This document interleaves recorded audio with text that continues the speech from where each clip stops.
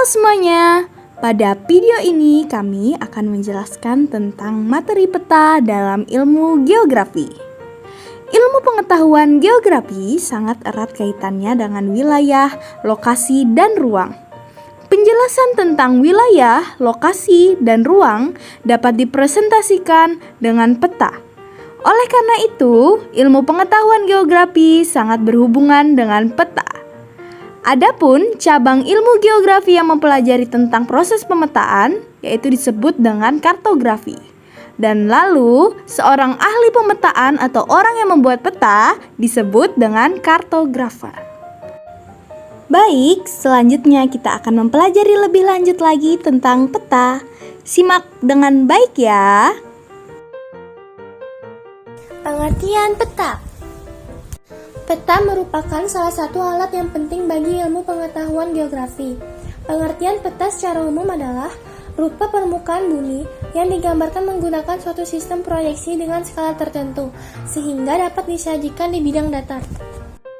Peta mengandung arti komunikasi, artinya merupakan suatu sinyal atau channel antara si pengirim pesan, yaitu pembuat peta, dengan si penerima, yaitu pemakai peta. Dengan demikian, peta digunakan untuk mengirim pesan berupa informasi tentang realita dari fenomena geografi. Setelah mengetahui pengertian peta, selanjutnya kita akan menganalisis tentang jenis-jenis peta. Jenis peta dapat dibedakan menjadi dua, yaitu yang pertama adalah jenis peta berdasarkan isi yang terdiri atas peta umum dan peta khusus atau peta tematik. Yang kedua adalah jenis peta berdasarkan skala yang terdiri dari peta kadaster, peta skala besar, peta skala sedang, peta skala kecil, dan peta skala geografis. Jenis peta berdasarkan isi. Yang pertama yaitu peta umum.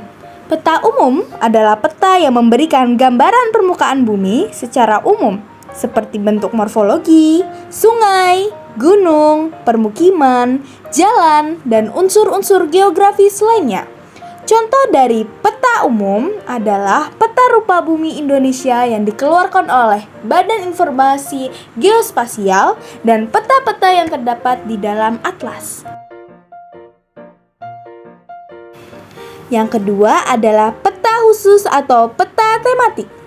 Peta khusus atau peta tematik adalah peta yang memberikan gambaran yang bersifat khusus atau peta yang memiliki tema tertentu. Contohnya adalah seperti peta tata guna lahan atau peta-peta persebaran. Seperti pada peta ini. Peta ini termasuk peta tematik karena pada judulnya tertulis merupakan peta potensi sumber daya mineral, batu bara, dan panas bumi di Provinsi Lampung. Yang kedua adalah jenis peta berdasarkan skala. Skala adalah perbandingan antara jarak dua titik pada peta dan jarak sesungguhnya kedua titik tersebut di permukaan bumi pada satuan yang sama. Berdasarkan besar skalanya, peta dapat dibedakan menjadi beberapa kelompok, antara lain sebagai berikut. Yang pertama, peta kadaster, yakni peta yang memiliki skala 1:100 sampai 1:5000. Umumnya, peta yang menggunakan skala ini adalah peta sertifikat tanah. Yang kedua, peta skala besar, yakni peta yang memiliki skala 1:5000 sampai 1:250.000. Peta jenis ini digunakan untuk perencanaan wilayah. Yang ketiga, peta skala sedang, yakni peta yang memiliki skala 1:250.000 sampai 1:500.000. Umumnya, peta ini menggambarkan cakupan wilayah provinsi dan pulau. Yang keempat, ada peta skala kecil, yakni peta yang memiliki skala 1:500.000 sampai 1:1 juta. Umumnya, peta ini untuk menggambarkan negara dan region atau kawasan. Yang kelima, peta skala geografis, yakni peta yang memiliki skala lebih besar dari 1:1 juta. Peta jenis ini menggambarkan benua atau dunia. Tahukah kalian, semakin besar skala peta, maka daerah yang ditampilkan semakin sempit tapi detail. Dan semakin kecil skala peta, maka daerah yang ditampilkan semakin luas namun tidak detail. Selanjutnya yaitu komponen peta. Komponen peta yang pertama adalah judul. Judul mencerminkan isi sekaligus tipe peta. Penulisan judul biasanya di bagian atas tengah, atas kanan, ataupun bawah. Yang kedua adalah legenda. Legenda merupakan keterangan dari simbol-simbol yang merupakan kunci untuk memahami peta. Yang ketiga adalah orientasi atau petunjuk arah. Orientasi arah dapat membantu dalam menentukan orientasi pada saat pengukuran ataupun pengamatan. Biasanya terletak di dalam peta utama atau di dekat skala peta. Yang keempat adalah skala. Skala adalah perbandingan jarak pada peta dengan jarak sesungguhnya di lapangan. Skala berfungsi untuk mengetahui ukuran sebenarnya di permukaan bumi. Skala dibagi menjadi 3, yaitu pertama skala angka, kedua skala garis, dan yang ketiga adalah skala verbal. Yang kelima adalah simbol. Simbol peta adalah tanda atau gambar yang mewakili ketampakan yang ada di permukaan bumi yang terdapat pada peta ketampakannya. Jenis-jenis simbol peta sebagai berikut. Pertama, simbol titik digunakan untuk menyajikan tempat atau data posisional. Kedua adalah simbol garis digunakan untuk menyajikan data yang berhubungan dengan jarak. Yang ketiga, simbol area digunakan untuk mewakili suatu area tertentu.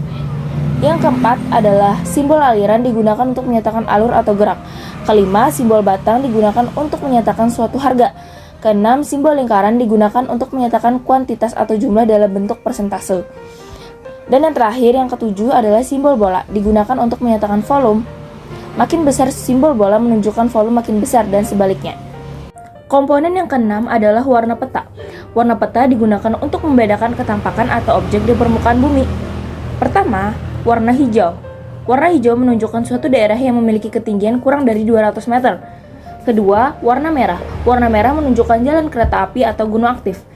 Ketiga adalah warna hijau muda. Warna hijau muda ini menunjukkan suatu daerah yang memiliki ketinggian antara 200 sampai 400 meter di atas permukaan laut. Selanjutnya adalah warna kuning. Warna kuning menunjukkan suatu daerah yang memiliki ketinggian antara 500 sampai 1000 meter di atas permukaan laut. Yang kelima adalah warna coklat muda. Warna coklat muda menunjukkan daerah yang mempunyai ketinggian antara 1000 sampai 1500 meter di atas permukaan laut. Yang keenam adalah warna coklat.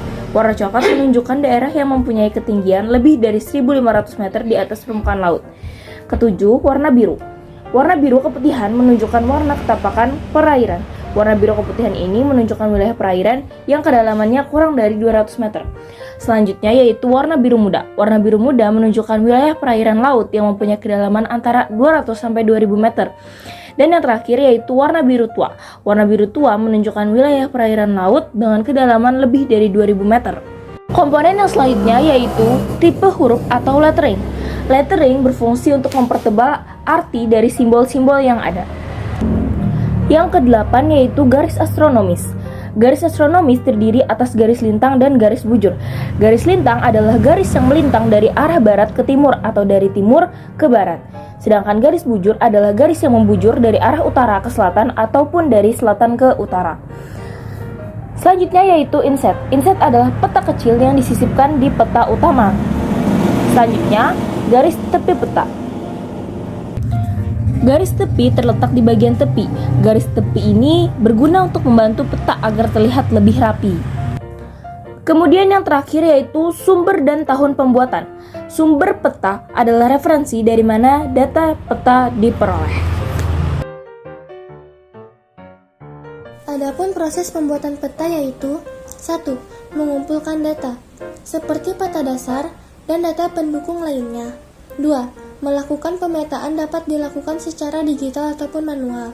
Pembuatan peta secara digital akan dibahas pada materi Sistem Informasi Geografis. Pembuatan peta secara manual adalah menggambar peta di atas kertas dengan menggunakan peralatan sederhana, seperti alat tulis dan pensil warna. 3. Menyajikan data yang diperoleh pada peta dalam bentuk simbol-simbol dan mencantumkan informasi lainnya sehingga menjadi sebuah peta yang utuh. Selanjutnya, kita akan membahas tentang fungsi peta. Fungsi peta yang pertama adalah untuk menunjukkan posisi atau lokasi suatu wilayah dari permukaan bumi. Yang kedua, untuk menggambarkan beberapa bentuk di permukaan bumi, seperti gunung, benua, negara, sungai, dan bentuk-bentuk lainnya. Yang ketiga, untuk memperlihatkan ukuran, seperti luas dan jarak yang ada di permukaan bumi.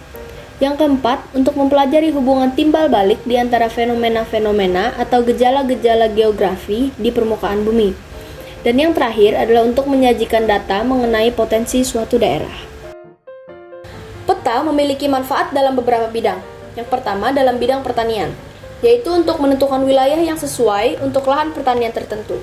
Jenis peta yang dapat digunakan dalam bidang pertanian adalah peta curah hujan, peta jenis tanah, dan peta topografi. Yang kedua, dalam bidang mitigasi bencana, yang berfungsi untuk mengurangi resiko bencana alam.